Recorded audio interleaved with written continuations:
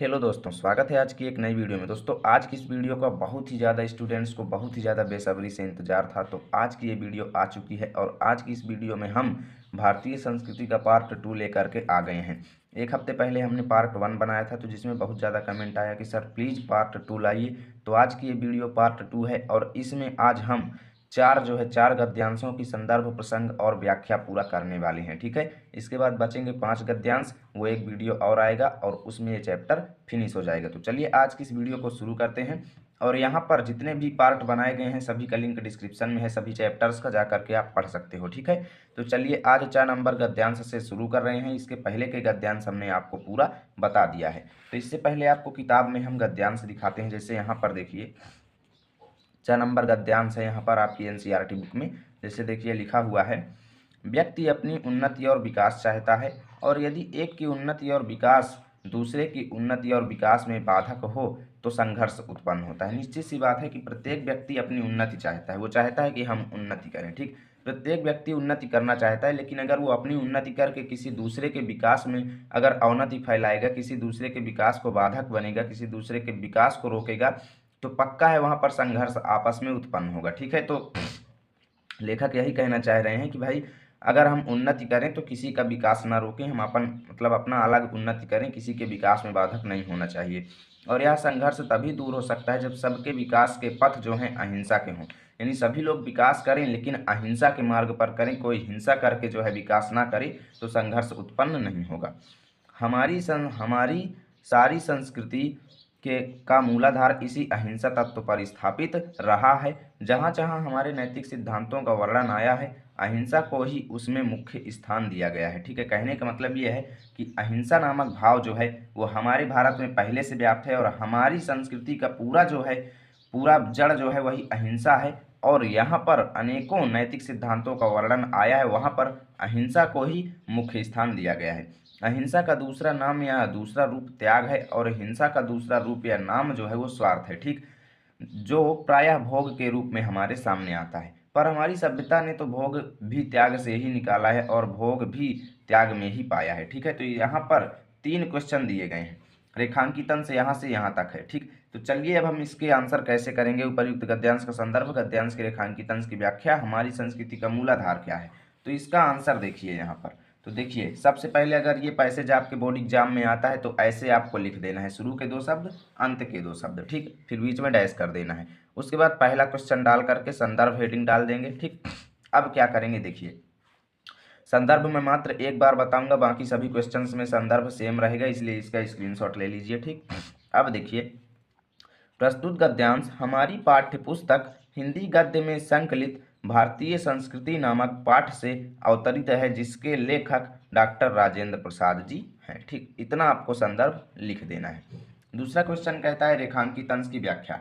अब आप लोग अपनी किताब में खोल करके देख लेना कि रेखांकित अंश की व्याख्या कहाँ से कहाँ तक है। यहाँ से यहाँ तक रेखांकित अंश है। ठीक है, तो चलिए इसकी व्याख्या कैसे लिखेंगे वो बताते हैं। तो यहाँ पर देख सकते हो, जैसे यहाँ पर लिखा गया है सेम ऐसे ही बोर्ड एग्जाम में लिखना है, बाकी आपको कुछ भी चेंजेस नहीं करना है। ठीक है, जैसे देखिए, डॉक्टर राजेंद्र प्रसाद जी कहते हैं कि अहिंसा का दूसरा नाम ही त्याग है। ठीक है, इसी प्रकार हिंसा का दूसरा नाम स्वार्थ है।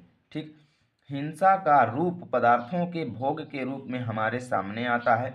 मनुष्य स्वार्थ के कारण जब पदार्थों का अकेले ही उपभोग करता है तभी हिंसा का जन्म होता है। यानी कोई भी वस्तु है अगर वो अपने स्वार्थ बस केवल अकेले ही उसका यूज करेगा और किसी व्यक्ति को उसका लाभ नहीं मिलेगा तो निश्चित है वहाँ पर हिंसात्मक भाव उत्पन्न होगा। भारतीय संस्कृति में त्याग और भोग का समन्वय है। ठीक है, जब तक हम किसी वस्तु का त्याग नहीं करेंगे तब तक दूसरा उसका उपभोग नहीं कर सकता। ठीक है, इस प्रकार त्याग से ही भोग की प्राप्ति होती है। ठीक है, और तीसरा क्वेश्चन है हमारी संस्कृति का क्या मूलाधार है। तो यहाँ पर देख सकते हो हमारी संस्कृति का मूल आधार अहिंसा है। ठीक है, इस तरीके से इस पैसेज को सॉल्व करना है, आपको पूरे 6 अंक मिलेंगे, एक भी नंबर आपका कटने वाला नहीं है। ठीक है, तो चलिए अब देखते हैं दूसरा पैसेज। यहाँ पर 6 नंबर पैसेज है। देखिए हम अपने, देखिए मैं आपको किताब में खोल करके पैसेज पढ़ा देता हूँ, थोड़ा मैं काफ़ी साइड करता हूँ और आपको किताब में पढ़ाता हूँ। जैसे यहाँ पर देखो,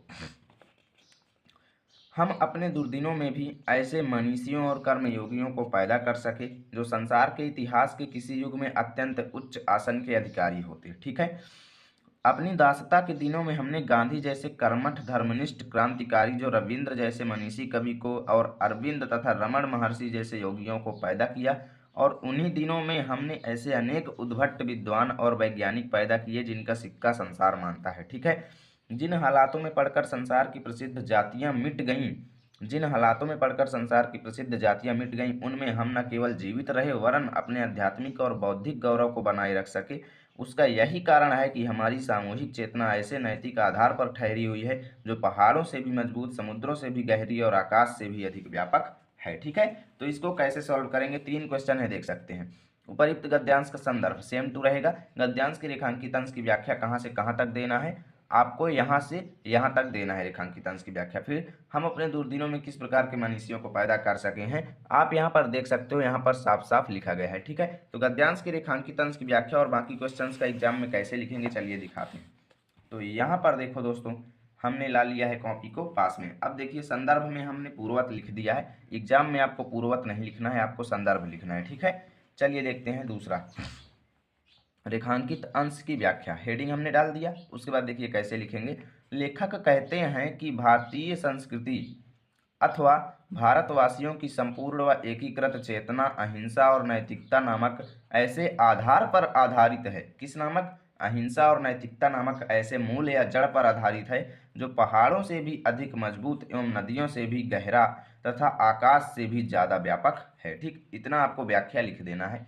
ज़्यादा बड़ा पैसेज नहीं था, बहुत ही ईजी क्वेश्चन था और इसी तरीके के एग्जाम में आते भी हैं, ज़्यादा बड़े भी नहीं आते। देखिए तीसरा, हम अपने दुर्दिनों में भी गांधी जी जैसे कर्मठ धर्मनिष्ठ क्रांतिकारी, रविंद्र जैसे मनीषी कवि और अरविंद तथा रमण महर्षि जैसे योगियों को पैदा किया है। ठीक, इतना आपको इसका आंसर लिख देना है। अब देखिए जा नंबर पैसेज भी हम आपको पहले किताब में एक बार दिखा देते हैं। जैसे यहाँ पर देखिए हमने किताब को पास में लाया, यहाँ पर देखिए क्वेश्चन, मैं तो यही समझता हूँ कि यदि हमें अपने समाज और देश में उन सब अन्यायों और अत्याचारों की पुनरावृत्ति नहीं करनी है, यानी कि देश से यदि अन्याय और अत्याचार मिटाना है जिनके द्वारा आज के सारे संघर्ष उत्पन्न हो रहे हैं, तो हमें अपनी ऐतिहासिक नैतिक चेतना या संस्कृति के आधार पर ही अपनी आर्थिक व्यवस्था बनानी चाहिए। अर्थात उसके पीछे वैयक्तिक लाभ और भोग की भावना प्रधान ना होकर वैयक्तिक त्याग और समाज कल्याण की भावना ही प्रधान होनी चाहिए। ठीक है, हमारे प्रत्येक देशवासी को अपने सारे आर्थिक व्यापार उसी भावना से प्रेरित होकर करने चाहिए। वैयक्तिक स्वार्थों और स्तत्वों पर जोर न देकर वैयक्तिक कर्तव्य और सेवानिष्ठा पर जोर देना चाहिए और प्रत्येक कार्यवाही इसी तराजू पर तौली जानी चाहिए। ठीक है, अब यहाँ पर देखो संदर्भ सेम टू रहेगा। गद्यांश के रेखांकित अंश इसमें 2 हैं। ठीक, 2 रेखांकित अंश हैं, एक यहाँ से यहाँ तक और एक यहाँ से यहाँ तक पूरा। ठीक है, तो अब देखिए इसमें तीसरे में भी 2 क्वेश्चन है लेकिन एग्जाम में मात्र 1 आएगा। ठीक है, तो चलिए देखते हैं इसका आंसर हम लोग कैसे करेंगे। तो यहाँ पर देखो संदर्भ में हमने पूर्ववत लिख दिया। उसके बाद रेखांकित अंश की व्याख्या देखो। लेखक कहते हैं, यहाँ पर पहले रेखांकित अंश की व्याख्या, पहला जहाँ से जहाँ तक का है पहले हम पहला नंबर डाल के उसकी व्याख्या करेंगे, आगे दूसरा नंबर डाल करके दूसरे रेखांकित अंश की व्याख्या करेंगे। लेखक कहते हैं कि हमें समाज और देश में अन्यायों और अत्याचारों को फिर से न दोहराए जाने के लिए अपनी आर्थिक व्यवस्था में परिवर्तन करना चाहिए। ठीक है, और आगे देखिए नेक्स्ट पेज पर चलते हैं। यहाँ पर देखो क्या लिखा गया है। आर्थिक व्यवस्था के दूषित होने के कारण ही सारे संघर्ष उत्पन्न होते हैं। ठीक है, जो हमारी आर्थिक व्यवस्था है अगर वो प्रभावित हुई तो संघर्ष उत्पन्न हो जाता है। हमारी आर्थिक व्यवस्था का आधार नैतिक चेतना या संस्कृति द्वारा निर्धारित होना चाहिए। ठीक, धन से संबंधित जितने भी कार्य किए जाएं उनमें सदैव नैतिकता का ध्यान रखा जाना चाहिए। ठीक, इतना आपको लिख देना है। अब दूसरा रेखांकित अंश देखिए, ये काफ़ी बड़ा पैसेज था। दूसरा देखिए, लेखक कहते हैं कि किसी भी कार्य को करते समय हमें इस बात का ध्यान रखना चाहिए कि कहीं स्वार्थ को बढ़ावा तो नहीं मिल रहा है। ठीक, स्वार्थ को बढ़ावा नहीं देना है हमें किसी भी कार्य को करते समय। प्रत्येक कार्य कर्तव्य और सेवा की भावना से करना चाहिए। हमें अपने स्वार्थों और अधिकारों की पूर्ति का कम तथा कर्तव्य और सेवा की भावना का अधिक ध्यान रखना चाहिए। ठीक, ये हो जाएगा सेकेंड पैसेज की व्याख्या।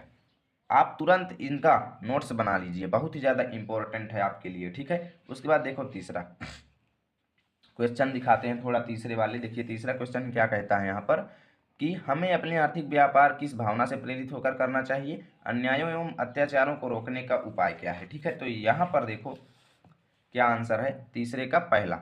आर्थिक व्यापार करने में त्याग, सामाजिक कल्याण, सेवा और कर्तव्य की भावना, ठीक भावना से करना चाहिए हम लोगों को। ठीक है, यानी आर्थिक व्यापार जो है हमें त्याग, सामाजिक कल्याण, सेवा और कर्तव्य की भावना से करना चाहिए। यहाँ पर देखिए बी नंबर क्वेश्चन क्या कहता है, अन्यायों और अत्याचारों को रोकने के लिए हमें अपनी ऐतिहासिक नैतिक चेतना या संस्कृति के आधार पर ही अपना आर्थिक व्यवस्था बनानी चाहिए। ठीक है, ये हो गया सेकेंड आंसर। इतने में आपका 6 नंबर कन्फर्म, कोई एक भी नंबर काटने वाला नहीं है।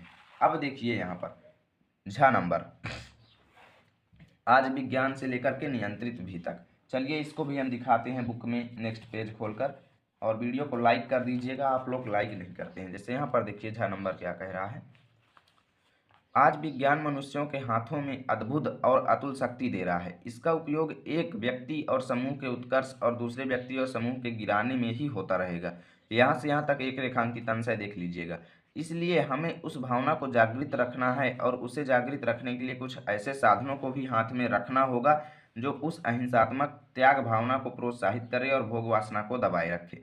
नैतिक अंकुश के बिना शक्ति मानव के लिए हितकर नहीं होती। वह नैतिक अंकुश या चेतना या भावना ही दे सकती है, वही उस शक्ति को परिमित भी कर सकती है और उसके उपयोग को नियंत्रित भी। ठीक है, देखिए संदर्भ तो पूर्वत रहेगा, गद्यांश दो हैं, दो रेखांकित अंश हैं, एक यहाँ से यहाँ तक, एक यहाँ से यहाँ तक। ठीक, यहाँ से यहाँ तक। और तीसरा, आज विज्ञान मनुष्य को क्या दे रहा है, तो आप देख सकते हो आज विज्ञान मनुष्यों के हाथ में अद्भुत और अतुल शक्ति दे रहा है। फर्स्ट तीसरे का आंसर तो यही हो गया। अब रेखांकित अंश की व्याख्या कैसे होगा चलिए बताते हैं। यहाँ पर देखो संदर्भ में हम पूर्ववत लिख देंगे, उसके बाद देखिए दो रेखांकित अंश है तो हम ऐसे भी लिख सकते हैं, या फिर पहला नंबर डाल करके भी हम लिख सकते हैं, और ऐसे लिखेंगे तो और भी ज़्यादा बेहतर है, जैसे प्रथम रेखांकित अंश की व्याख्या। ठीक है, अब देखिए लेखक कहते हैं कि वर्तमान युग में विज्ञान हमें अत्यंत शक्ति दे रहा है, पर भारतीय लोग उस शक्ति का सही उपयोग न करके उसका उपयोग किसी व्यक्ति के उन्नति के लिए तो किसी व्यक्ति के नुकसान के लिए कर रहे हैं। यानी कि जो शक्ति है कोई किसी की उन्नति के लिए तो कोई किसी के नुकसान के लिए विज्ञान द्वारा दी गई